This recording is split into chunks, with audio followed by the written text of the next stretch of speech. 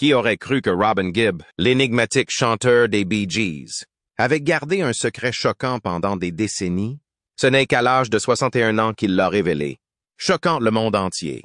La vérité sur les difficultés des Bee Gees, la raison pour laquelle le groupe s'est séparé, ou sur sa vie personnelle tumultueuse, découvrez-la. Mais d'abord, apprenons-en un peu plus sur les Bee Gees, là où les secrets sont enterrés. Les Bee Gees ont connu des débuts modestes mais prometteurs avec les frères Gibb, Barry, Maurice et Robin. Robin et son frère jumeau Maurice sont nés le 22 décembre 1949 sur l'île de Man, en Angleterre. Avec leur frère aîné Barry, ils développent très tôt un grand amour de la musique. À la fin des années 1950, alors que tous trois étaient encore de jeunes garçons, leur passion a été nourrie par le fait qu'ils empruntaient régulièrement des disques à leur sœur aînée Leslie pour écouter des artistes légendaires tels qu'Elvis Presley, Tommy Steele et les Everly Brothers. Sous l'influence de l'ère du rock and roll, les frères Gibb s'exercent au chant, expérimentent les techniques d'harmonisation et fabriquent même des guitares à partir de boîtes en carton, répétant comme des stars du rock. En 1955, la famille Gibb déménage à Redcliffe, dans le Queensland, en Australie, où leur talent est véritablement reconnu. Un an plus tard, les trois frères se produisent pour la première fois en public au cinéma Gaumont, près de chez eux, où ils jouent une pantomime appelée les Rattlesnakes, avec des enfants du quartier, Paul Frost et Kenny Horrocks. La représentation était gratuite, mais ce fut pour eux un début inspirant. Avant le début du spectacle, ils ont dû faire face à un incident inattendu. Un technicien a accidentellement battu le précieux record de Leslie. Cependant, au lieu de se décourager, ils ont continué à se dévouer et à persévérer dans leur quête musicale. Par chance, Barry possédait une vraie guitare. Lorsque le disque de Leslie s'est brisé, les trois frères ont décidé de continuer à jouer, accompagnés par Barry. À la surprise générale, cette improvisation a conquis le cœur de tous les enfants présents dans le public. À partir de ce moment, les frères Gibb sont encore plus désireux de poursuivre leur passion pour le chant et espèrent explorer davantage ce domaine. En mai 1958, les Rattlesnakes se dissolvent officiellement après le départ de deux membres, Paul Frost et Kenny Horrocks. Cependant, les frères Gibb ne se laissent pas arrêter. Ils se réorganisent rapidement et forment un nouveau groupe appelé We Johnny Hayes and the Blue Cats, Barry utilisant le nom de scène Johnny Hayes. En août 1958, un nouveau chapitre de leur vie s'ouvre lorsque toute la famille Gibb décide de quitter l'Angleterre pour s'installer en Australie, à la recherche de nouvelles opportunités. Ils s'installent à Redcliffe, une ville côtière du Queensland, au nord-est de Brisbane, avec leurs parents, leur sœur aînée Leslie et leur frère cadet Andy. Ils ont commencé à construire une nouvelle vie dans ce pays, poursuivant leur passion pour la musique. En 1959, les frères Gibb se produisent régulièrement au Redcliffe Speedway, où ils apparaissent entre les courses. Ces prestations attirent l'attention de Bill Good, célèbre pilote automobile de l'époque. Impressionné par leur talent, Bill Good a présenté les garçons au DJ Bill Gates, qui a également remarqué l'harmonie unique de leur voix. Bill Gates a lui-même enregistré certaines de leurs chansons et les a diffusées à la radio, ce qui a permis aux frères Gibb de se rapprocher du public pour la première fois. C'est Gates qui a suggéré le nom Bee Gees, acronyme des initiales de Barry Gibb, Bill Good et de lui-même Bill Gates. Le nom des Bee Gees a ensuite été étendu aux Brothers Gibb, reflétant leurs liens familiaux étroits. En raison de ce succès précoce, leur père, Hugh Gibb, est devenu le manager officiel du groupe, tout en continuant à gérer une entreprise de photographie pour subvenir aux besoins de la famille avant que ses enfants ne fassent véritablement leur marque dans la musique. Sous la direction de Hugh Gibb, un père dévoué qui a consacré toute sa carrière à soutenir ses trois fils Barry, Robin et Maurice, les Bee Gees se sont progressivement imposés sur la scène musicale australienne, convaincus que leur talent mérite d'être reconnu. Hugh n'hésite pas à faire participer les Bee Gees à des émissions de télévision populaires telles que Anything Goes et Brisbane Tonight, ce qui permet au trio de se faire connaître du public australien. Ils se sont également produits dans des théâtres, des boîtes de nuit et même des bars, malgré leur jeune âge. Leur père est également un professeur dévoué, qui leur apprend les chansons à succès des Mills Brothers, tandis que leur mère, Barbara, s'occupent de leur tenue, veillant toujours à ce qu'ils soient élégants et impressionnants. Ensemble. Les Gibb ont surmonté de nombreuses difficultés pour poursuivre leurs rêves musicaux, et malgré tous leurs efforts, le succès n'a jamais vraiment été au rendez-vous. Un jour, ils rencontrent Nat Kipner, un célèbre producteur américain et directeur créatif de Spin Records, un nouveau label prometteur. Kipner a immédiatement vu le potentiel unique des Bee Gees et a décidé de les aider. Il les convainc de passer de Festival Records à Spin Records pour bénéficier de meilleures conditions de développement, même si Festival continue de s'occuper de leur distribution en Australie. Ce changement marque le premier grand tournant dans la carrière des Bee Gees. Kipner leur fait également travailler avec le talentueux ingénieur du son O.C. Byrne, qui a une grande confiance dans les capacités du groupe. Claire Studios à Hurstville. Sydney, un espace petit mais confortable, les Bee Gees commencent à expérimenter la musique et à développer leur son caractéristique. De ces efforts est née la chanson Spicks and Specks, qui est devenue le premier succès des Bee Gees en Australie, atteignant la 35e place du Hit Parade. La chanson n'est pas seulement un succès commercial. Elle marque aussi un nouveau chapitre dans l'histoire des Bee Gees. Ils continuent à bâtir leur réputation et, en février 1967, un tournant majeur se produit. Les Bee Gees rencontrent Robert Stigwood, figure majeure de l'industrie musicale, célèbre pour sa capacité à repérer et à développer les talents musicaux. L'audition dépasse toutes les attentes. Stigwood est immédiatement attiré par le style unique et l'alchimie des frères Gibb. Sans hésiter, il leur fait signer un contrat de 5 ans, ce qui signifie que la musique des Bee Gees sortira chez Polydor Records au Royaume-Uni et chez Atco Records aux États-Unis, leur ouvrant ainsi les portes du marché international. À partir de là, les Bee Gees ont commencé à connaître un succès mondial, leurs parents les accompagnant et les soutenant toujours. Hugh n'était pas seulement un manager, mais aussi un mentor, une source d'inspiration et un grand soutien spirituel pour ses enfants. Lorsque les Bee Gees ont commencé à acquérir une renommée internationale, ils ont rapidement été comparés aux Beatles, une comparaison à la fois flatteuse et stimulante. Le fait d'être appelés les prochains Beatles était un énorme compliment, mais cela impliquait également de répondre à des attentes très élevées. Force du soutien de leur famille et de la confiance que leur confère leur premier succès. Les Bee Gees voient le moment venu d'élargir leurs horizons et de définir leur style musical. Pour renforcer le groupe et accroître leur créativité, ils décident d'inviter le talentueux batteur Colin Peterson et le guitariste Vince Maloney à se joindre à eux. L'arrivée de ces deux membres permet aux Bee Gees d'expérimenter de nouveaux genres et de nouvelles sonorités. Leur single suivant au Royaume-Uni, New York Mining Disaster 1941, est devenu un succès immédiat. Les premières copies de la chanson ont été envoyées aux stations de radio sans étiquette, ne portant que le titre de la chanson. Cela a suscité des spéculations parmi de nombreuses personnes, y compris les DJ et le public, qui ont pensé qu'il pourrait s'agir d'un nouvel album des Beatles. Les rumeurs commencent à se répandre et tout le monde est impatient d'entendre la mystérieuse chanson. Le mystère qui entoure la chanson attire l'attention du public et, grâce à cela, New York Mining Disaster 1941 grimpe rapidement dans les classements musicaux, atteignant le top 20 au Royaume-Uni et aux États-Unis. Le succès de la chanson n'est pas seulement une étape mémorable pour les Bee Gees, mais aussi un signe clair qu'ils se sont établis sur la scène musicale internationale. Avec ce début prometteur, les Bee Gees sont devenus un sujet de discussion brûlant pour les fans et les critiques.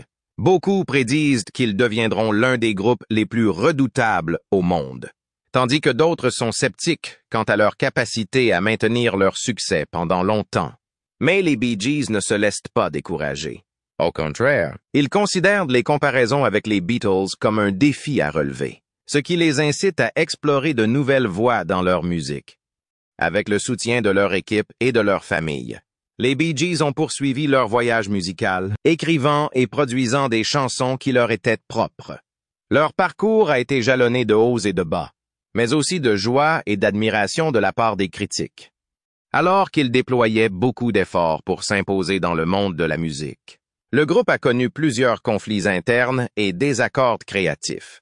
Au cours de l'année 1968, alors que leur notoriété est à son apogée, Ils doivent effectuer une grande tournée de 7 semaines aux États-Unis. Cependant, juste avant le début de la tournée, Robin Gibb est victime d'un malaise et doit se rendre à l'hôpital. Un diagnostic de fatigue nerveuse a été posé à la suite du stress qu'il avait subi. Les Bee Gees se retrouvent alors dans une situation difficile et sont contraints de faire des choix difficiles quant à leur composition et à leur avenir. Même si Robin ne fait plus partie de l'image, Barry et Maurice continuent de créer de la musique, mais celle-ci n'a pas la même saveur sans sa voix. Les choses sont devenues quelque peu stressantes au fil du temps, et ils ont eu divers désaccords sur leurs approches artistiques. La relation entre les Bee Gees, en particulier entre Robin et Barry, a connu de nombreux hauts et bas, et l'un des moments les plus marquants de la carrière du groupe a été la décision de Robin de quitter le groupe en 1969. La principale raison du départ de Robin est un désaccord sur le plan musical, en particulier lors de la sortie de la chanson First of May. Robin avait préconisé de remplacer Lamplight comme titre principal de l'album, mais Barry et Maurice avaient d'autres idées. Cette divergence crée une atmosphère tendue au sein du groupe, et Robin, se sentant mis à l'écart, décide de se lancer en solo. Avec la décision de Robin, les Bee Gees continuent sans lui, mais l'absence de Robin ne peut être ignorée. Bien que Barry et Maurice aient essayé de maintenir le groupe en vie, tout le monde a senti que l'absence de Robin affectait la musique et l'atmosphère des Bee Gees. L'un des concerts les plus mémorables des Bee Gees durant cette période fut celui qu'ils donnèrent à Londres sans Robin. Ce fut un mélange de joie et de tristesse car, bien que le groupe ait continué à travailler, personne ne pouvait nier que Robin faisait partie intégrante de leur musique. Pendant cette période, Robin a connu un certain succès avec sa carrière solo. Son single Saved by the Bell attire l'attention du public et devient un petit succès. Ce succès a quelque peu renforcé la confiance de Robin en ses capacités musicales, mais a en même temps soulevé des questions sur l'avenir des Bee Gees. Le groupe peut-il continuer sans Robin? Pourrait-il trouver un équilibre entre leurs différences et continuer à écrire ensemble? Bien que la carrière solo de Robin soit en plein essor, Barry et Maurice commencent à se rendre compte que, quels que soient leurs efforts, l'absence de Robin prive le groupe de quelque chose de spécial. Les frères décident de poursuivre des projets séparés, mais ressentent toujours un vide qui ne peut être comblé. Les fans se demandent également si les Bee Gees se reformeront un jour. La réponse n'a pas été immédiate, mais une réunion a commencé à prendre forme lorsque Maurice a contacté Robin au milieu des années 1970. En vacances en Espagne, Barry prend le temps de réfléchir à tout ce qui s'est passé dans le passé, du succès du groupe à ses conflits et à sa séparation. Il se rend compte que, quels que soient leurs efforts, les Bee Gees ne peuvent être vraiment complets qu'en tant que trio. Le temps et la maturité les aident à réaliser que la relation entre les trois frères Gibb est précieuse et que, quelles que soient leurs disputes, ils ont toujours besoin les uns des autres. Maurice prend l'initiative de contacter Robin pour s'excuser de leurs désaccords passés et lui demander pardon. Ce geste simple mais sincère marque un tournant important dans la carrière des Bee Gees. Robin accepte de se réunir et les Bee Gees redeviennent officiellement un trio. C'est un tournant non seulement dans leur relation, mais aussi dans leur musique. La réunion marque le début d'une nouvelle ère. Ils commencent à écrire et à enregistrer ensemble, et reviennent plus forts que jamais. Depuis, les Bee Gees ont sorti de nombreux albums et chansons à succès, réaffirmant leur réputation internationale. La relation entre les Bee Gees a véritablement changé au milieu des années 1970. Lorsqu'ils ont commencé à réaliser que seule l'unité et la coopération pouvaient les aider à surmonter les difficultés et les défis de leur carrière musicale. Après une période de tension et de division, Barry prend le temps de se reposer en Espagne et pendant ses vacances, il réfléchit à tous les événements qui se sont produits auparavant. L'éclatement du groupe lui donne des regrets, mais c'est aussi l'occasion de réfléchir à la manière de restaurer leur cohésion et leur fraternité.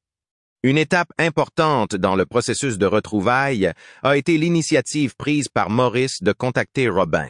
Maurice s'est excusé pour les désaccords et les conflits survenus dans le passé, espérant que les deux frères pourraient repartir sur de nouvelles bases.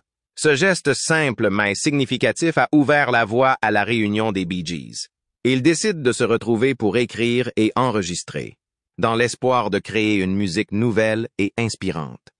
Le résultat de cette réunion est Trafalgar, le 8e album studio des Bee Gees, sorti en 1971. Il s'agit d'une étape importante dans leur carrière avec le single How Can You Mend a Broken Heart. Est devenu un énorme succès. La chanson devient non seulement un succès international, mais elle ramène les Bee Gees sous les feux de la rampe et dans le top 10 au Royaume-Uni. Cependant, malgré leur succès musical, ils ont dû faire face à des difficultés dans leur vie personnelle et professionnelle, difficultés qu'ils ont progressivement surmontées grâce à leur composition et à leur contribution musicale. À la fin des années 70, les Bee Gees ont connu un changement musical majeur. Le groupe décide de rejoindre le mouvement disco, très populaire à l'époque. En particulier, le falsetto caractéristique de Barry Gibb a été fortement exploité, faisant de chansons comme You Should Be Dancing un élément essentiel de l'histoire du disco. Leur succès s'est étendu au-delà des hit parades, à la culture pop. Notamment lorsque You Should Be Dancing et d'autres chansons ont figuré sur la bande originale de Saturday Night Fever, 1977, un film qui a contribué à déclencher le boom du disco.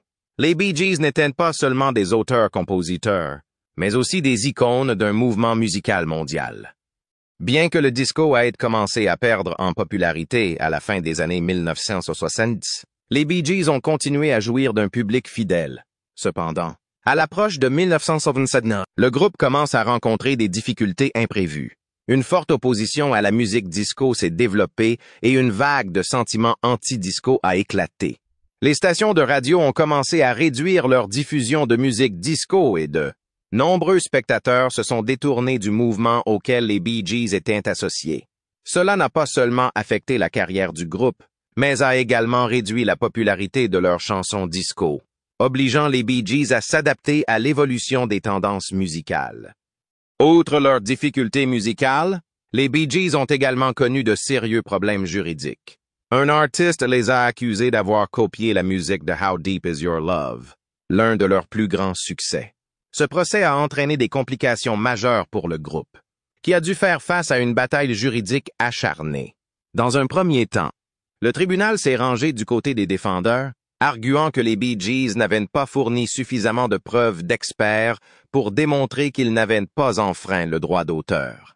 Ce procès a ralenti la carrière du groupe pendant un certain temps, et les Bee Gees ont longtemps subi l'attention indésirable des médias et du public. Après avoir fait l'objet de procès et de jugements défavorables, les Bee Gees ont traversé une période de stress et d'émotion.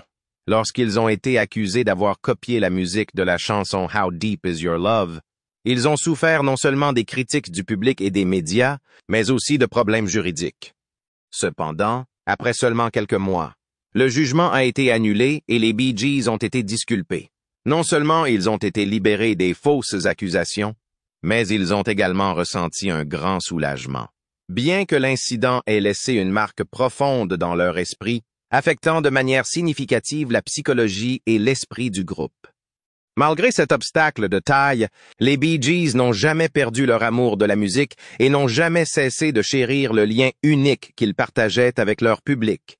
Lorsqu'ils ont utilisé la voix d'Andy Gibb sur la chanson Our Love, Don't Throw It All Away, ils rendaient hommage à leur frère Andy Gibb, décédé en 1988. Ce fut l'un des moments les plus sincères de leur carrière. Les spectateurs ont été impressionnés par la gentillesse du geste accompli lors du concert. Même si Andy n'était plus avec eux, on pouvait encore entendre sa voix dans la musique des Bee Gees, ce qui a rappelé la proximité unique qui existait entre les frères. Même si elle était en deuil, la foule était si émue qu'elle a pu ressentir la profonde connexion qui existait entre les frères Gibb. La décision de prolonger et d'entreprendre une tournée mondiale, qui serait appelée One Night Only, a été influencée par l'inspiration qui est venue de cette occasion chargée d'émotions. Ce fut sans aucun doute l'une des tournées les plus inoubliables que les Bee Gees aient jamais faites.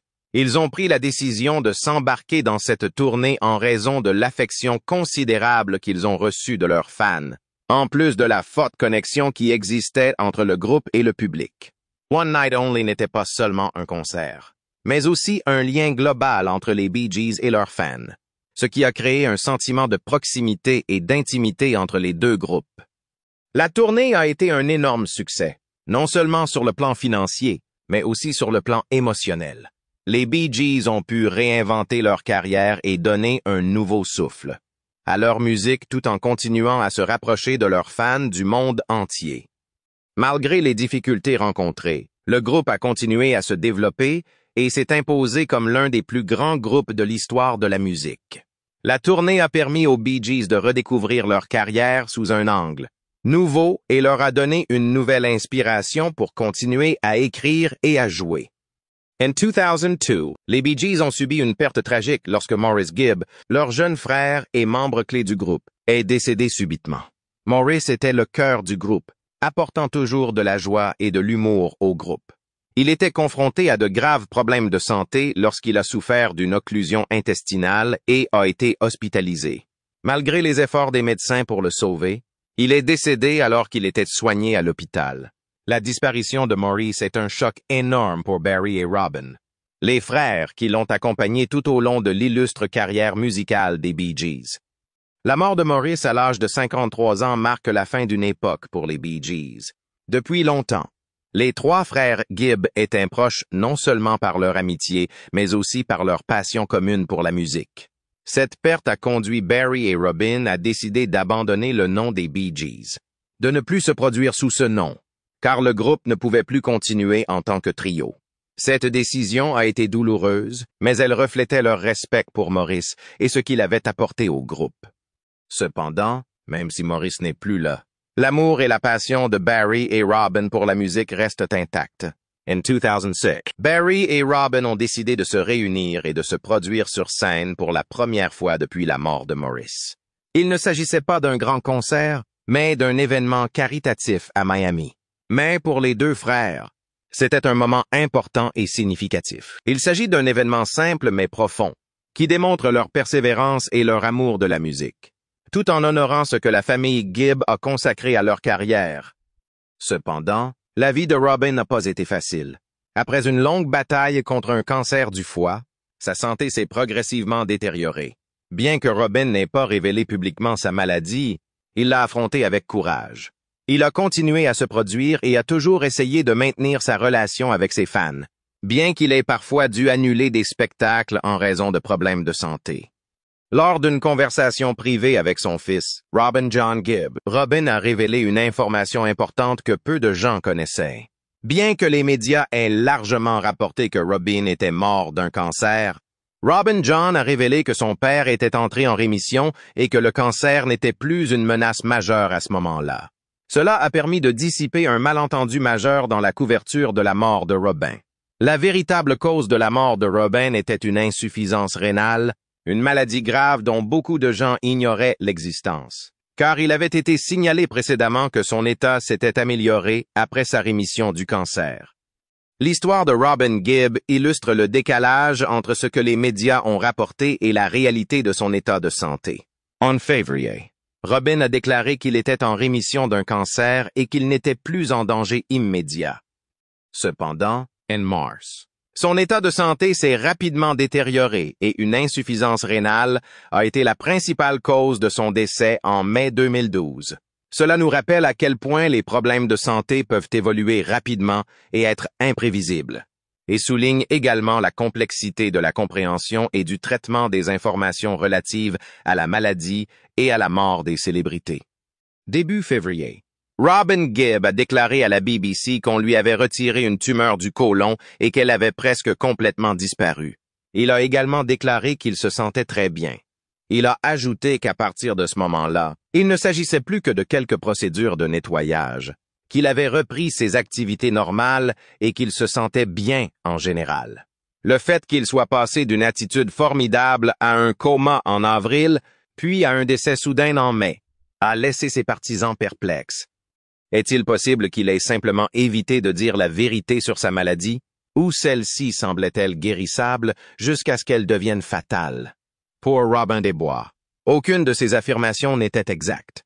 L'insuffisance rénale qu'il a connue était un problème différent, mais elle s'est incontestablement aggravée en raison de la pression psychologique que le cancer et son traitement difficile ont imposé à l'organisme de Robin.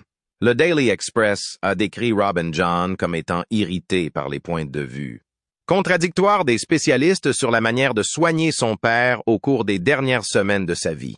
Ann Outer, il a exprimé son mécontentement face aux décisions prises par les experts travaillant à l'hôpital. Il a expliqué au journal que son père se portait bien jusqu'à 3 jours avant sa mort, lorsqu'il a eu une crise d'épilepsie inattendue. Le fils a partagé cette information avec le journal. Robin John a indiqué qu'on lui avait administré des sédatifs pour l'aider à gérer les effets indésirables de sa chimiothérapie. Néanmoins, son foie était incapable de fonctionner correctement. Il n'a pas fallu longtemps pour que son état se détériore, et il a commencé à avoir des problèmes avec ses reins. Les maladies chroniques des reins et du foie ont finalement été fatales à son père, qui est décédé pendant qu'il était dans le coma. Dwina Gibb luttait également contre elle-même pour surmonter quoi que ce soit. En ce qui concerne leur mariage, le couple a été transparent. Même si elle n'a pas caché qu'elle trouvait les femmes attirantes, il a un enfant avec leur ancienne femme de ménage. Et il est évident qu'ils tiennent encore beaucoup l'un à l'autre après 28 ans de vie commune. En 2009, la vie de Robin a pris un tournant inattendu, lui et sa bonne Claire Young, qui avait presque la moitié de son âge, ont donné naissance à une fille qu'ils ont appelée Snow Robin Gibb. On dit que Dwina, qui était artiste, écrivain et prêtresse druidique, était très en colère bien que leur mariage n'ait pas été un mariage typique. La révélation de la réalité a provoqué une grande colère chez Dwina. Ce serait un euphémisme de dire que sa réaction était excessive. Elle éprouve un profond sentiment de trahison. On estime que le patrimoine de Robin Gibb s'élève à plus de 140 millions de dollars. Son seul enfant avec Dwina était un garçon nommé Robin John. Ann Outer, il semble que Robin soit le père de 2 enfants plus âgés, une fille appelée Melissa et un garçon appelé Spencer, né de son premier mariage avec Molly Hollis. En raison de sa notoriété, son mariage avec Hollis, qui était la secrétaire de l'ancien directeur de BJ, n'a pas survécu aux 12 années qu'ils ont passées ensemble. En fin de compte, elle a obtenu la garde de leurs enfants et, pendant une longue période, Robin n'a pas eu beaucoup de contact avec eux. Quelque temps plus tard, alors qu'ils avaient 12 et 10 ans, il a repris contact avec eux.